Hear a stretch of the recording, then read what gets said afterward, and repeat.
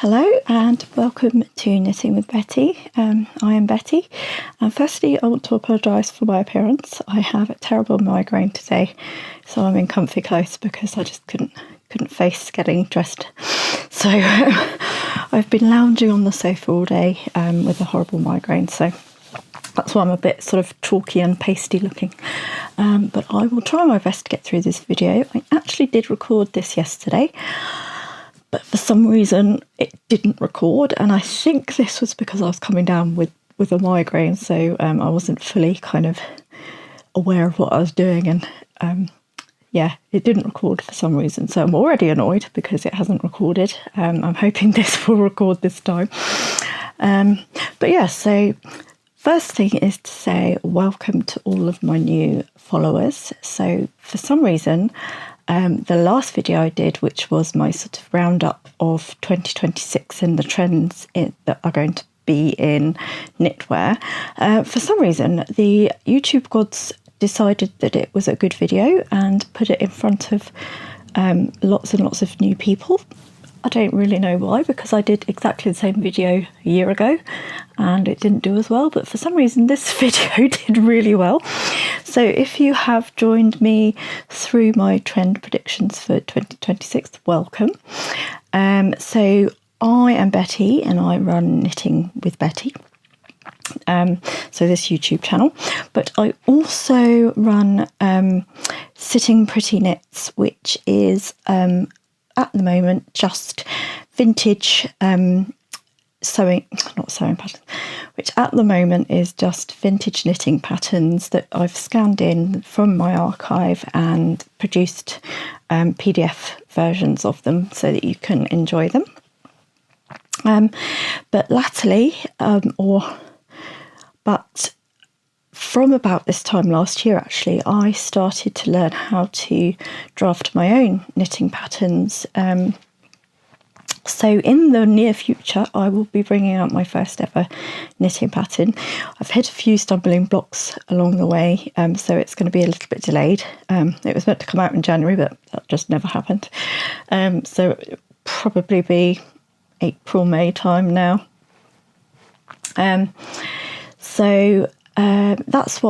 That's what I do, and newly it is becoming my sole focus because unfortunately I was made redundant at the beginning of January. So this is going to be my new career, YouTubing and doing Sitting Pretty Knits and doing my own knitting patterns. So that's what this channel is about. It's about vintage knitting and sort of the nice patterns I find along the way, exciting new yarns that I find, and just anything sort of vintage lifestyle-y as well. So I hope you're going to enjoy it here, and thank you so much to everyone who commented on my last video. There were lots and lots of comments about what you think is going to be on trend, and yeah, there were a few pointing out that Cloud Dancer is a really good sort of background colour, which I completely agree with. And someone also pointed out that they can totally see like a chunky Aran type knit being done in Cloud Dancer, you know, sort of like with lots of cables, and that's perfect for that colour. So yeah, it will have its place this year, I guess, but it's just not very exciting, is it? And I think that, coupled with the fact that last year was a brown colour, it was just a bit of an odd decision from Pantone to do such dull colours quite close together. But anyway, if you have joined me, welcome. I hope you're going to like it here and stick around. So what shall I go through? I've got my notebook to try and remember what the heck I'm going to talk to you about today. So yeah, I haven't done one of these sit down and talk videos for a long time because my mother decided to be ill and it was all very stressful. So I've got lots to catch up with, and the first thing I'm going to talk to you about is an exhibition that I went to in my local abbey. So this is the booklet that I bought based on the exhibition, and it's called A Thread Through History Too. So the very first exhibition that this sort of collective of knitters did was called The Longest Yarn, and it was based on the D-Day landings, and they knitted this sort of tableau of the D-Day landings and put it on as an exhibition, and lots of people went to visit it. Their second collective is A Thread Through History Too. So this one was much more about the everyday life of people in England, in the UK, I should say, during World War II. So it's more of your evacuation, living through being bombed the whole time, and there were 80 cabinets, and so 80 separate little scenes, and you can apply to sort of become part of their knitting group, I suppose you could call it, or collective, I like to call it, and then you can apply to do individual scenes. So each box was done by a different group, and each box had a different theme. So a lot of the groups would choose themes based on their relatives. So if they had a grandparent or a parent who, what have we got here? We've got Life Goes On During Blitz 1940. So just as an example, this was one of them, with just, everybody going about their normal day during the war, having their milk delivered, which was quite cute, and the postman posting letters, but then if you look more closely, it's actually bombed out. So you can see in the background there's sort of, or is it this side, here we go, they've been bombed out. So it's that sort of thing, and this book is absolutely fantastic because it takes you through who knitted it and their stories from the war, and why they chose that particular scene. So it might have been a personal connection, or just that they were interested in it or whatever. So it's a really great book that accompanied the exhibition. But oh my goodness, this exhibition was just fantastic. I visited it twice. So I went once with my nitty group. We went out as a group outing, and then I took my mum to see it a few weeks later because it was such a fabulous display, and I wanted to go and see it all over again. And it was just absolutely delightful. So they were all knitted or crocheted, the scenes, and some were a mixture of both. And there were also life-size mannequins of service personnel uniforms, all knitted, which was absolutely incredible. And one of them was a service woman's outfit, and it was even her hair was knitted, and where she had plaits they'd put cables. It was just so clever. So it was really fantastic. And the whole group of us, when we went, we'd go from cabinet to cabinet and squeal at the next one, because it was just, you couldn't believe the detail that people had put into it. It was just absolutely amazing. So here's another example, Polish Airman. I mean, it's just so charming, isn't it? And I tried to think, which of the scenes were my favourite. But I just had too many favourites to choose. They were all so amazing. Like this one, the tube at Balham Tube Station, that was absolutely fantastic. It was just so cute, down to this little lady here knitting. Isn't it cute? And it was just amazing to go. Each one had its own little surprises. It was fantastic. And on one of them, I remember looking at the back of the cabinet, and they'd even it was like a bombed out scene of a house, and even the backs of the buildings had been knitted and with bomb blast holes, even though you technically wouldn't have seen the back of the cabinet. It was just so wonderful. So I highly recommend, if this comes to an exhibition hall near you, to go and see it, because it was just so amazing and so delightful. So that's that. I have a feeling they're touring around the UK, but I think they might even be going to the USA. They might have got one. When I last looked, there was one listing. I can't remember where it was in the US, but so you might be able to see it in the US, which is rather exciting. So that was back in October or November, I think I went to that. It's got to be November, early November. So that was an absolutely fantastic outing, and I'll splice in some footage that I took of the cases because it was just so wonderful. So I'll see you back in a few minutes.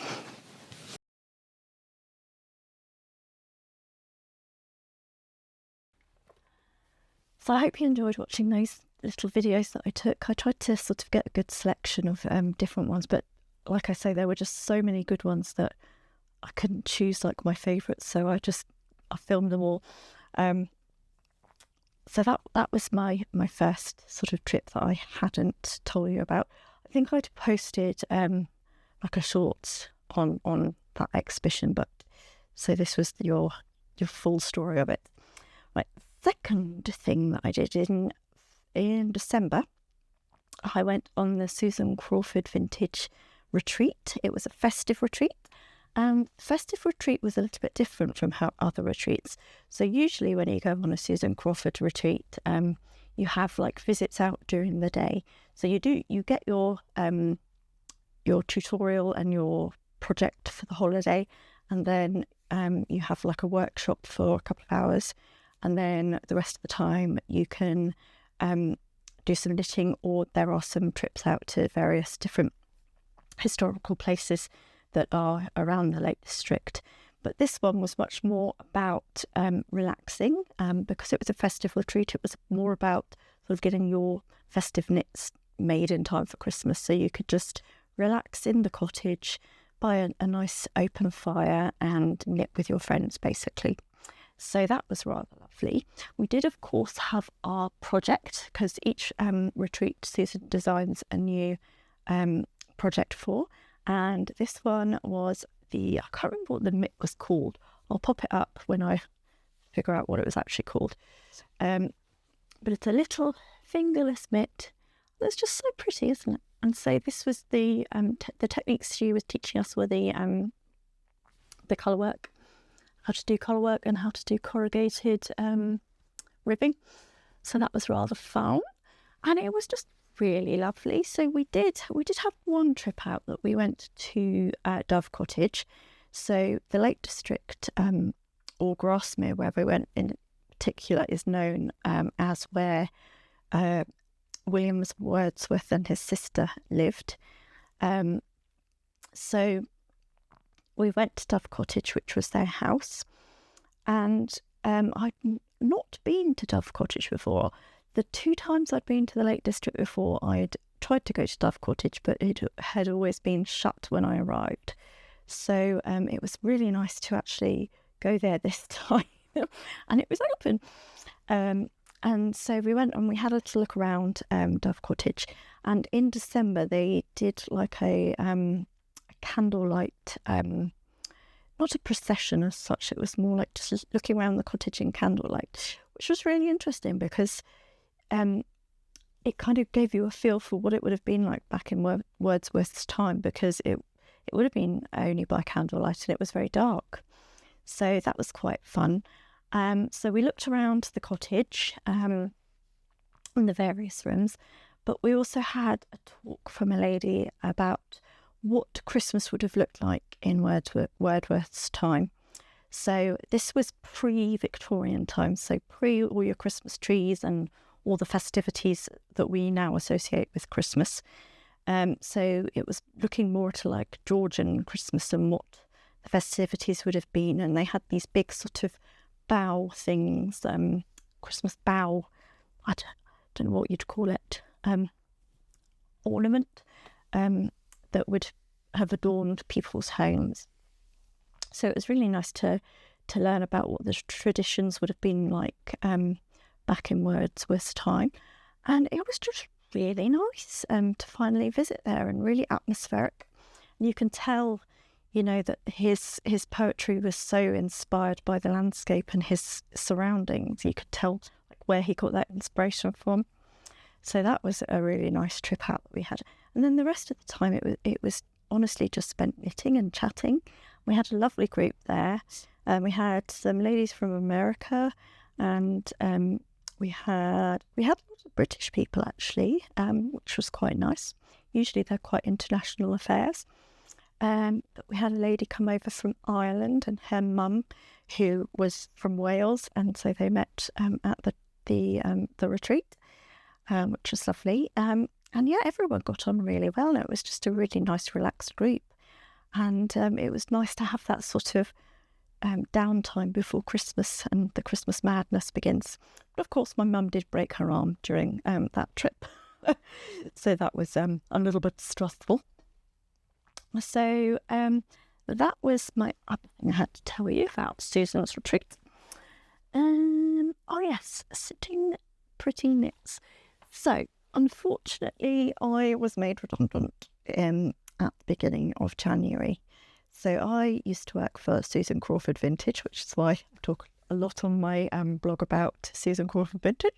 But unfortunately, she about 10 years ago, she had breast cancer, and ever since she's been waiting for reconstruction surgery, and she's just gone in actually for her reconstruction surgery today. So she was looking at sort of what needs doing when she gets out of hospital, because she's going to be down for quite a while with this operation. And she needs someone more studio-based.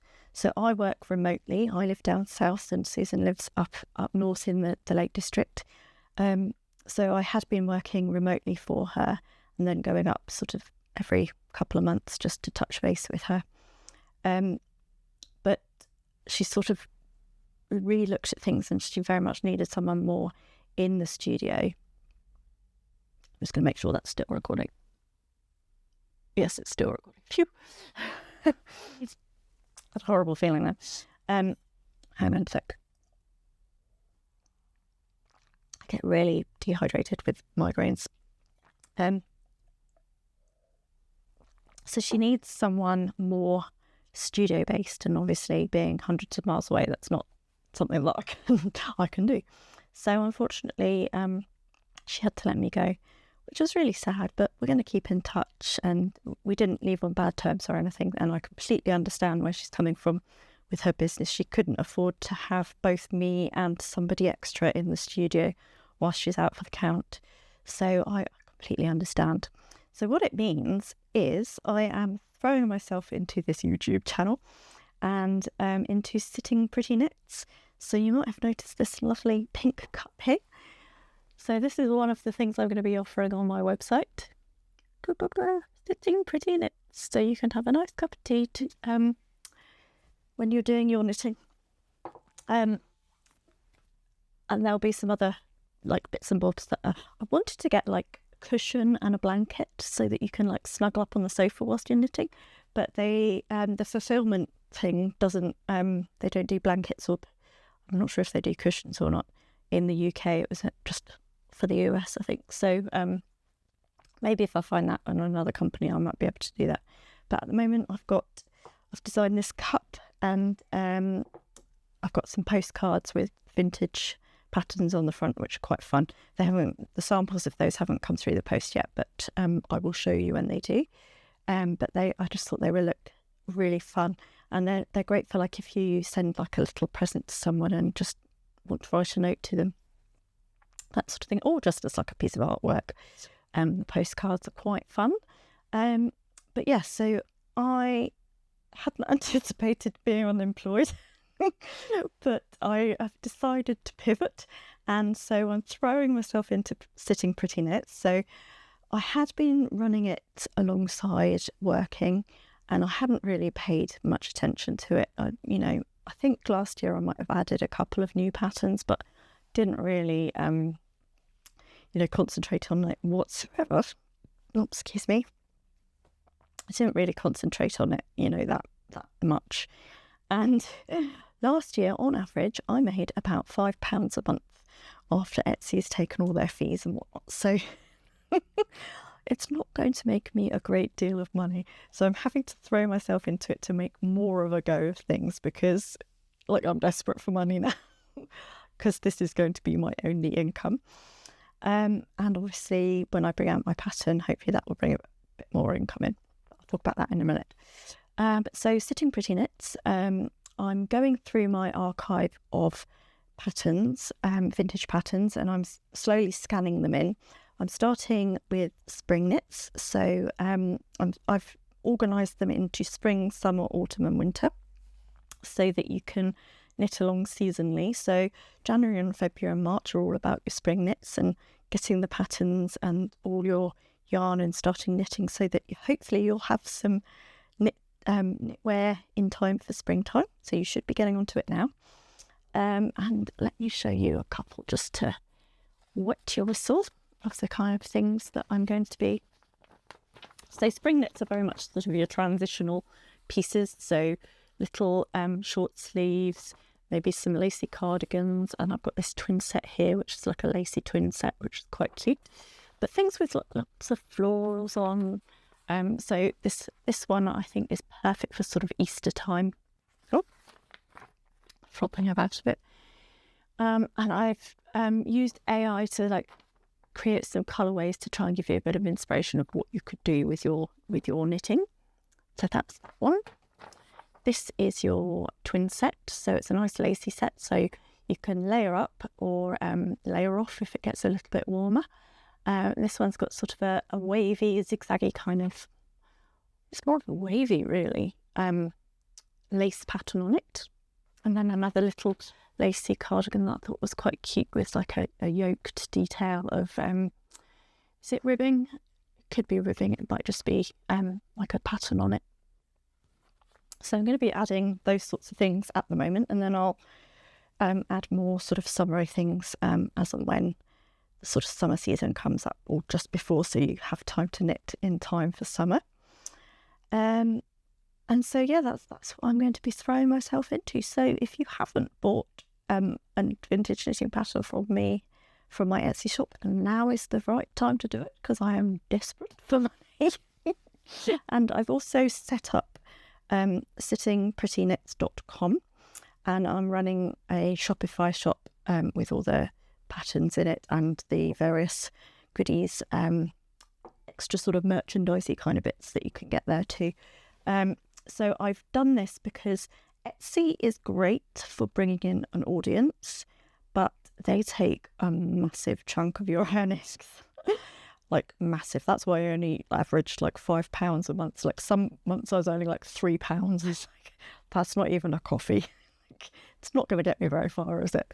So that it's great for bringing in an audience, but yeah, it's not great. So whilst Shopify does take a certain fee, it's not as much as Etsy. So go to my website, not Etsy. I will obviously pop links in the description so you can have a little look around. There's not much on there at the moment, but I'm going to be slowly adding things whilst I'm waiting to bring out my knitting pattern. So I'm also going to be growing my mailing list. So I've set up a mailing list account, and let me see what I do with the pattern. I had it all ready yesterday and I did it all perfectly, and then maybe I found it. Okay, so as a little incentive to join my mailing list for my newsletter, I am giving away a free vintage pattern for you.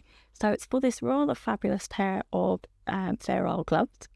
And again, I've used AI to do some like colouring in of the gloves so that you can sort of envisage what colours you're going to use, and to try and sort of spark your imagination. But you will get this in PDF form. So I've scanned it all in and cleaned it up and then popped it in a PDF. So when you go to sign up to my newsletter, in the description box, you pop in your email address. You do have to confirm your email address, and then it will email you a link and you can download the pattern and then, print it out or do whatever you want with it. So it's just a little perk, a little thank you from me for signing up to my newsletter. Hopefully I'll get lots of people knitting them. I've not knitted this yet. I probably should do, shouldn't I? Just to check that it actually works. So I'm really excited to see people knitting this one up and see which colours they've used. Like the imagination of some people, it always amazes me what other people choose, because it's usually never something that I would think of. So yeah, just a little cover up the writing so you can't steal it. It's cute, isn't it? So yeah, just a little thank you and an incentive to sign up to my newsletter. So the newsletter is a more direct way of getting news on when patterns are being added. So I'll try and do some, it might not be weekly, it might be every fortnight, just to let you know what's been added to the shop, that sort of thing. But it's a more direct way of getting news. So like with social media, like I'd put everything on Instagram, and I'm trying to put things on stories on YouTube as well, but it can get lost a bit on people's feeds. So if you want it direct to your inbox, so you know what you're doing, and it's a little bit more personal, isn't it? Straight to the inbox rather than getting lost in social media. So if you want to sign up, go to the link that I'll pop in the description box. And yeah, it'd be much appreciated if you could buy something. And what I want to do as well is I'm still sort of working out how to use Shopify, but you can do like bundles of, if you buy 3 knitting patterns, then you get a slight discount and that sort of thing. So I'm going to set all those kind of things up to try and give you little incentives to buy a little bit more. So yeah, that's what I'm going to be doing with my time. So hopefully my videos will be a lot more frequent now that I'm unemployed. No, I'm not unemployed. I'm self-employed. I'm a businesswoman, people. So yeah, that's update on life. Pattern update. So my knitting pattern hit a bit of a roadblock when my mum was a bit poorly. So she broke her arm just before Christmas. And thank you so much to everyone who wrote a little comment to get better for her. That's so sweet of you guys. She's doing much, much better now. She had, at the beginning of January, she had an appointment at the hospital again. They took off the cast and re-x-rayed, and it was healing nicely. But they recast it. But this time they recast it so there was more movement in her elbow and a little bit more movement in her hand, because it wasn't quite so far down her hand. So during January, she had a little bit more movement, and it was a lot easier for her. She could do a little bit more on her own. But she's actually at the hospital right now getting that checked again. So they're going to take off the full cast, re-x-ray it, and then this time they might only do like the wrist portion of it, because she broke her like wristy bit here and the knobbly bobbly bit. So it might just be like this little bit here instead of having to support the whole of the arm. So again, that will be a little bit easier for her. But it has meant that during December and January, I couldn't do any work on my pattern because I was looking after my mum and making sure that everyone was fed and watered, and the house was clean, and things were okay with my parents. So December and January I didn't work on my pattern at all, but I have just started working on it again, and I have consulted with a pattern expert. So she's going to eventually be doing my what's it called, tech editing, but I've kind of consulted with her because I was getting in a right pickle with this pattern. So when you learn to do knitting patterns, you should start with a basic jumper to be your first one, which I thought I had. Like the shape of the jumper is very simple, but the pattern is not. And it has been driving me absolutely nuts, and I've been getting in such a pickle over it, because to create the fan shape of the fan pattern, you have to increase and decrease stitches over the rows, and this is okay until you do your underarm cast off and your shaping, because it breaks up the pattern and then you're not adding in enough stitches, or you're taking out too many stitches and it throws off the stitch count. So I've been getting in a right pickle with the maths, trying to do the neck shaping and the underarm shaping and trying to get a stitch count that actually relates to the actual stitch count. And I thought, oh my God, like maybe this isn't for me. Maybe I'm just too dumb to do this, because I couldn't figure it out. And every single size is different and it cuts at a different point in the pattern. So I can't predict, like there's no way to do it easily. Like I was thinking at one point I was going to have to knit the front and the back sections of every single size to make sure that I'd got the right stitch counts, because the stitch counts weren't marrying up with reality. But so I had this like Zoom meeting with this lady, and like in a moment of pure joy, she got really confused as well and was like, oh my God, this is a nightmare. And I was like, yes, it's not just me, I'm not really dumb. It is like a complicated pattern. And so she's going to go away and have a little think of how we can devise a way of getting accurate stitch counts without having to sit there and physically knit every single size and counting the stitches manually by hand. She's a lot better at maths than I am, or enjoys maths more than I do, should I say. And so she might be able to figure out a way of doing it in a spreadsheet so that I don't have to do it physically.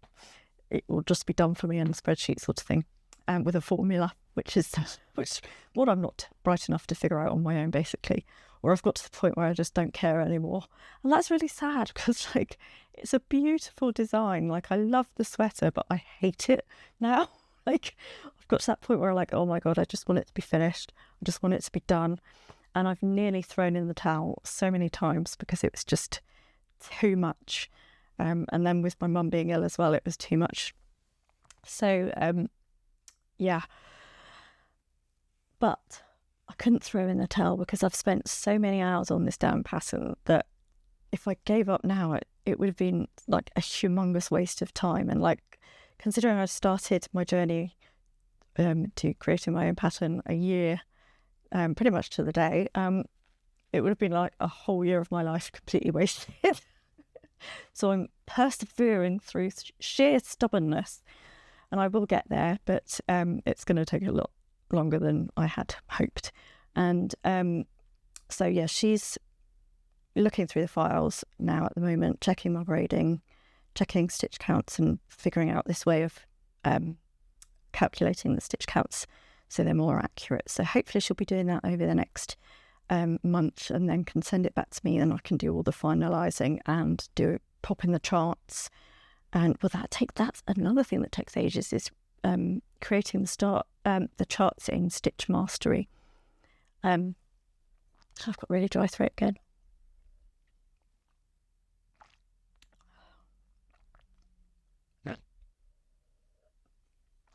I'll have to get more water in a minute. So yeah, it's going to be a couple of months working on it, and then again I'll have to send it back to her to then tech edit. So that's why it's taking so long. Not on purpose, but well, also a little bit on purpose, because I was getting a bit burnt out before Christmas, so I'm limiting my time working on it because it's so intensive. It takes a good hour to sort of get back into the swing of things again. So I'm limiting how many hours I do on it, or do on the pattern a day, because it exhausts me. Mentally and physically, it exhausts me. So it's taking a long time. But once I'm there, we'll get there in the end, guys. We will. So that's the update on my pattern. And then other than that, I've been doing very vanilla knitting, very easy, simple knitting, because I've been challenging my brain with the pattern. In the evenings, I just want like simple knitting to do. So when I was on another knitting retreat, I went to one just outside Bath in, I think that was late September, could have been early October. And one of the ladies there was knitting a baby blanket. and it inspired me. I thought it was such a pretty design. I found this gorgeous chunky yarn. Where's my yarn wrapper gone? I'll make it in here. No. So I've popped it somewhere. I had it yesterday, but it didn't record yesterday, did it? I remember the name. It's called Chenille Love by Rico. So I think that's a German company. And it's just a really chunky chenille, sort of soft, like a man-made acrylic-y kind of polyester-y material. But it's really soft because, you know, babies. But I bought it in this beautiful sort of midnight blue colour. And I'm just doing pearls and knit stitches to create like almost a basket weavy kind of pattern. And then I popped this sort of taupey brown colour on the edge. I have run out of this colour. I'm hoping that the wool store I got this from in Bath still has some, because I'm not sure what their dye lots are like, Rico, whether they're consistent or not. So I'm a bit loathed to buy from a different company just in case the dye lots are drastically different. So either, if they don't have any more of this colour, I could choose a third colour in the Chenille Love range, which I thought there was a beautiful like a primrose yellow, which I thought would go really nicely with this blue, or maybe just a pale pink with this. I don't know. So I'm doing a mitered corner. So I've always been quite curious about how you do mitered corners. Let me show you this one. It's really easy. Shall I tell you what it is? So you're knitting straight, and you're knitting or you're purling straight, but on the knit row you just increase at each end.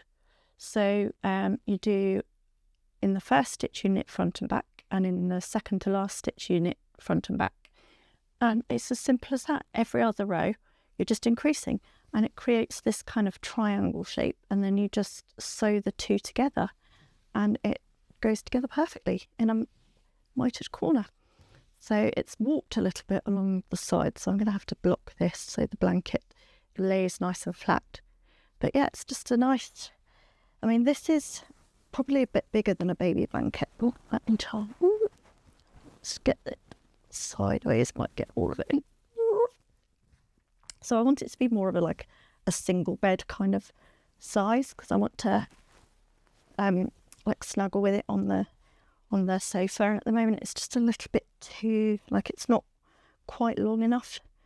Like it would be more of a lap quilt, which I suppose isn't too bad, but I do want it to be a little bit wider.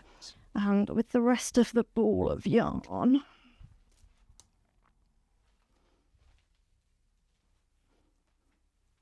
it has like a lacy trim around it.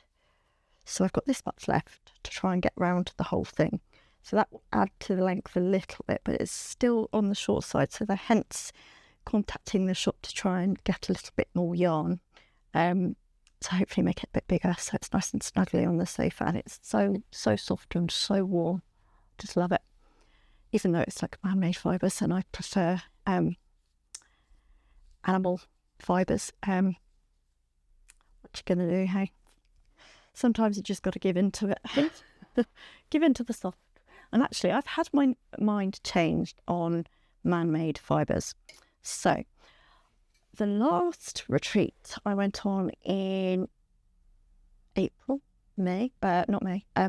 March, I learnt about Superwash yarns, and how they're basically, it's a thin coating of plastic that is applied to the wool to make it not mesh together.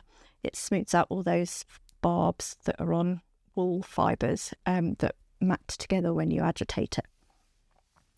And that's what makes your sweaters like felt, basically. So having this thin layer of plastic stops that.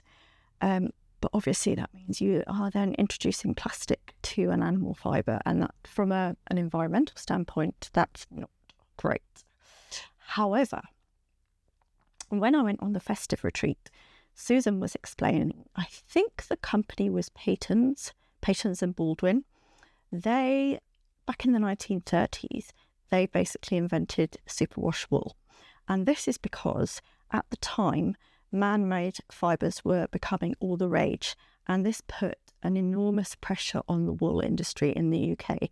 So all of the wool companies in the UK got together and they came up with superwash basically as a way to negate the changing landscape of the wool industry, because businesses were going out of business left, right and centre because people were using these newfangled nylons and whatever to knit with, because they could wash them and it wouldn't shrink.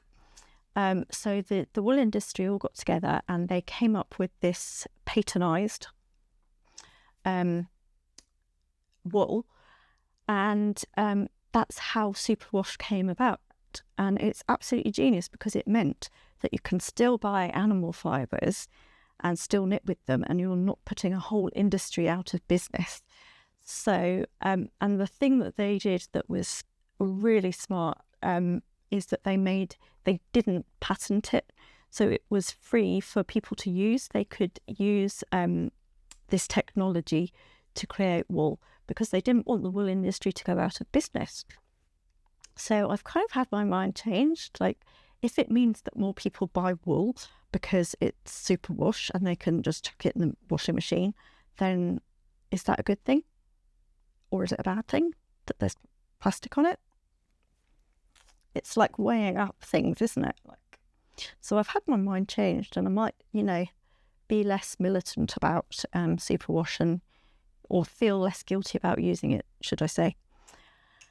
So, anyway. Other than that, what else have I got? Steve, let me just check my battery's going to die on my phone, isn't it? Anyway, so that's what I'm currently knitting. What I'm going to knit next is from this little booklet that I have, which hopefully I will get scanned in and added to sittingprettyknits.com, not the Etsy site. This is a knitwear one from Sentinel, and it's called Tween Seasons. So it's perfect for spring and also autumn type. So if you're in the Southern Hemisphere, great for that. And it's got some transitional type pieces. And this one caught my eye a while ago. Well, it's been on my to knit list for ages, but because I've been doing my sweater design, I hadn't got round to it. So the design that I'm going to be knitting is called Leaves and Trellis. Form slimming panels on this classic spring design. So this is the design. Let me get this. Isn't it cute? And I'm going to be doing that I bought this beautiful raspberry pink yarn back at that retreat in March, April time, where we had the talk about superwash. And again, this is acrylic. And I think I said at the time, when I first started knitting, when I was about 19, I used exclusively Stylecraft knitting yarn because I can't tolerate scratchy yarn. I'd say acrylic was, I didn't know about the soft yarns at that time. So acrylic was the best thing really. And I really like their yarn, Stylecraft. There are other companies that do mass-produced acrylics in this country. Is it acrylic or is it polyester? Premium acrylic, it is acrylic. There are other companies in the UK that do mass-produced acrylics that I don't particularly get on with, but Stylecraft is consistently good. It's good quality. I've never had a problem with inconsistency in the yarn thickness, or sometimes with acrylic yarns, if they get too close to a radiator, that you can get melted bits, which I've had with other yarn companies, which is not ideal.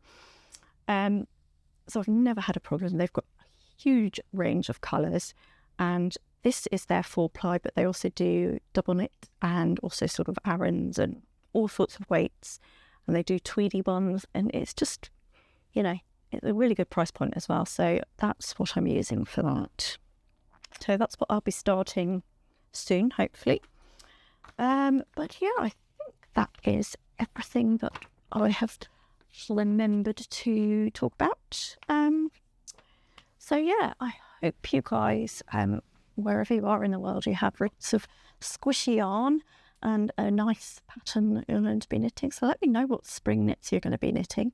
I am very tempted by this one. So I did an AI version where it's like a spring green and then the colourful flowers, which I'm very tempted by. Maybe after I've done this one. But then it'll be summer by then probably. But anyway, yeah, this one I'm very tempted by. So let me know, what are you going to be knitting for springtime? Do you have a particular occasion in mind, like Easter? Or are you just going to be getting on with another project that you've started ages ago? Are you doing Finish It February? I'm not, because I never finish. I've got too many things to finish, basically. That does remind me, I have one more thing too. Now, yesterday, pre-headache, I was actually dressed up and I was wearing this little beauty.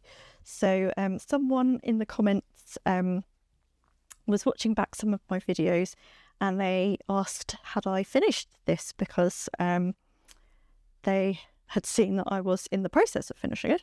The answer is no, I have not finished. No, I've still got so many of those little bastard flowers to do, the embroideries of. I've got about halfway down the front panels. So yeah, I have the bottom of that to do, and then obviously the whole of the back. And someone said to me, oh, you don't need to do the back. But I really like the original one that was in the Linda Ivell book, the Tyrolean Knits book. She'd done the front and the back and it looked absolutely stunning. So I do want to do that at some point. But I think I'm going to have to just sit down one day and just absolutely blitz them out. Or maybe like over a weekend, like get a good box set on the telly and just like, that's all I'm going to do all weekend just to get them finished. I do have a friend who's a knitting teacher and she does UFO classes, so unfinished projects. You can take in your unfinished project and just for a couple of hours sit down and try and get it finished. So like whether it's weaving in your ends or putting a collar on a shirt or something. Does that work? Finish it? I don't know. So I think she's got one in February actually that I need to book myself on. So hopefully I'll get a few more done, but I think I worked out I did 10 flowers last time. So 5 sets of pairs. And so it's going to take me a very long time to get this done. Yeah, let's just count. 1, 2, 3, 4, 5, 6, 7, 8, 9, 10, 11, 12, 13, 14, 15. About 15 to go on each side for the front, so 30 to the front. And it took me 2 hours to do 10. So it's going to take me a while. But yes, it's still going. I haven't worn it, but actually when I was wearing this yesterday, I did say, actually, even though it's not finished, I could get away with wearing it with just like half of it embroidered. It's not that bad. It doesn't look too crazy. So I could just wear it out and about. But yeah, I have, I don't think in the last video I'd sewn on the buttons.